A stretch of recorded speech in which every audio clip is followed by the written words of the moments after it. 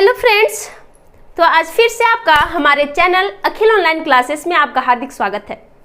चलिए आज फिर से हम लोग एक नए टॉपिक के साथ आपके साथ मिलते हैं, जुड़ते हैं। ठीक है, आज का जो हमारा टॉपिक है वो बहुत ही इम्पॉर्टेंट है और हमारे एग्जाम्स के व्यू से भी इम्पॉर्टेंट है और बोलचाल की भाषा के लिए भी इम्पॉर्टेंट है। स्पीकिंग या स्पोकन के लिए भी ये जो टॉपिक है वो बहुत ही नेसेसरी है, बहुत ही इम्पॉर्टेंट है। तो हम लोग जो डिस्कस करेंगे आज का जो इम्पोर्टेंट टॉपिक है वो आप देख रहे हैं क्या लिखा हुआ है, क्वेश्चन टैग्स ना।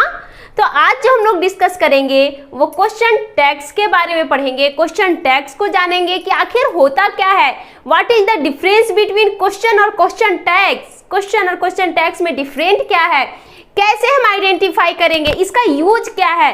तो इसी सब के बारे में आज हम लोग चर्चा करेंगे, जानेंगे, पढ़ेंगे। ठीक है, तो हमारा जो सबसे पहला है कि ये क्वेश्चन टैग की जरूरत क्यों पड़ती है। तो हम लोग जानते हैं कि हम लोग की जो बोलचाल की भाषा है, ठीक है, तो उसमें जो बोलचाल की भाषा है, जब हमें किसी तरह का संदेह होता है, किसी तरह का विचार उत्पन्न होता है ना, डॉट्स होते हैं, तब हम लोग क्वेश्चन टैग का यूज करते हैं। जैसे आप ऐसे समझिए कि आप राम को जानते हैं ना, आप राम को जानते हैं ना। यहां पे देखिए क्या हो रहा है, इस जगह पे क्वेश्चन अराइज नहीं हो रहा है, यहां पे क्या हो रहा है, एक डॉट उत्पन्न हो रहा है ना, या एक विचार उत्पन्न हो रहा है कि क्या तुम, मतलब यहाँ क्वेश्चन अराइज नहीं किया जा रहा, तुम राम को जानते हो ना, या आप राम को जानते हैं ना। दोनों में डिफरेंस है। क्या आप राम को जानते हैं और आप राम को जानते हैं ना, दोनों में बहुत डिफरेंस है।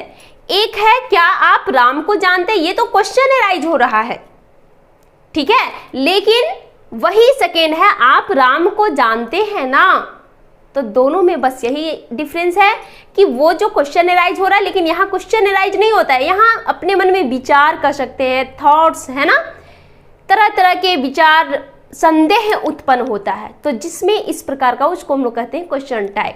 तो ये जो क्वेश्चन है ये क्वेश्चन टैग्स है, आपका क्वेश्चन टैग, ठीक है। और क्वेश्चन टैग का यूज हम लोग जनरली बोलचाल की भाषा में बोलने के लिए, स्पीकिंग के लिए हम लोग यूज करते हैं।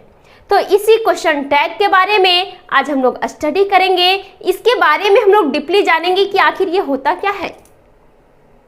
ठीक है, यहाँ पे एक चीज समझने वाली बात है, वो क्या है कि इसमें दो तरह का क्वेश्चंस होता है।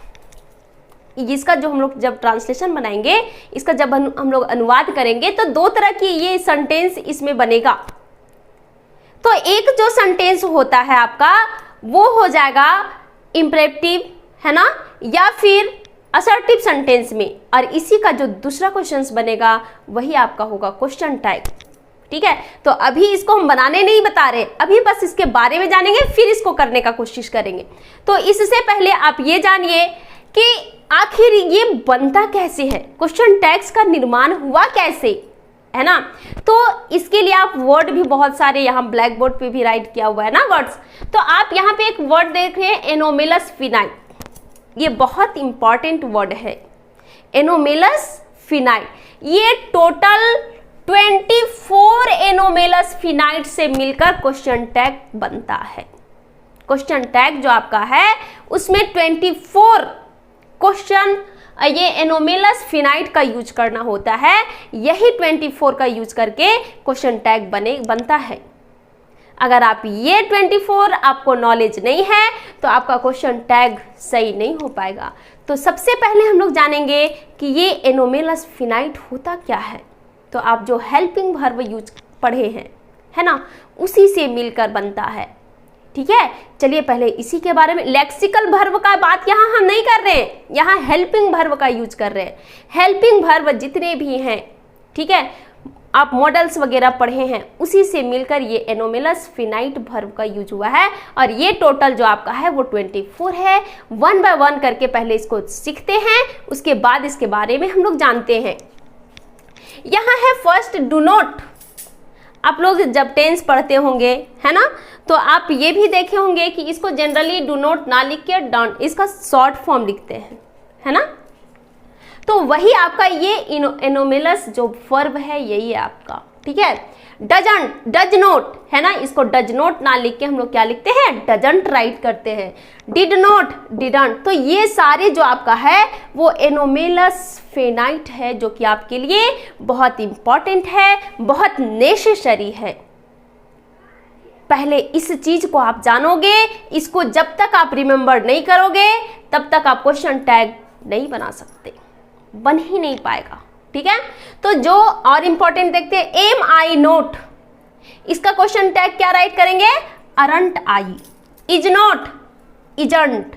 आर नोट, अरंट, है ना। Have not, haven't. तो इस तरह जब तक आप इसका यूज नहीं करेंगे आपका क्वेश्चन टैग कंप्लीट नहीं हो पाएगा, ठीक है। तो आज का वीडियो में हम लोग आज के बारे में इस एनोमेलस फिनाइट को जाने, क्वेश्चन टैग होता क्या है उसके बारे में जाने। और चलिए अब क्या करेंगे, अब हम लोग थोड़ा सा इस क्वेश्चंस को जो राइट किए हैं उसका यूज करके हम इसको बनाने का कोशिश करते हैं। तो आपका जो वर्ड है बाबू, आप राम को जानते हैं ना, इसको आप राइट कर लेंगे, ठीक है। इसको आप राइट कर लेंगे तभी हो पाएगा। आप राम को जानते हैं ना, हम लोग तो यहां तक जानते हैं, आप राम को जानते हैं ना, ये सिंपल प्रेजेंट का है, ठीक है। लेकिन इसमें जो एक वर्ड है वो ना लगा हुआ है। क्या लगा हुआ है, ना लगा हुआ है। तो इसी के अकॉर्डिंग इसी को हम लोग कहते हैं क्वेश्चन टैग, ठीक है। तो इसको बनाने के पहले सबसे पहले हम लोग जानेंगे कि अगर सेंटेंस, ध्यान से सुनिएगा, अगर सेंटेंस अफर्मेटिव में हो तो उसको हम लोग नेगेटिव में चेंज करते हैं उसका क्वेश्चन टैग, और अगर सेंटेंस नेगेटिव सेंटेंस हो तो उसका जो क्वेश्चन टैग बनाते हैं वो हम लोग अफर्मेटिव में बनाते हैं, ठीक है। जैसा कि अभी आप यहां देख रहे हैं काइंड नोट है, ठीक है, कांट है ना इसका नेगेटिव। लेकिन अगर क्वेश्चन में नेगेटिव रहे क्वेश्चन टैग तो उसको जब हम लोग चेंज करेंगे तो वो पॉजिटिव में, अभी हम लोग एग्जांपल्स के थ्रू उसको समझेंगे, ठीक है। जैसे यहां देखिए, आप राम को जानते हैं ना, तो ये तो आपका सिंपल प्रेजेंट टेंस हो गया। इसके अकॉर्डिंग क्या बनेगा, you know Ram, you know Ram.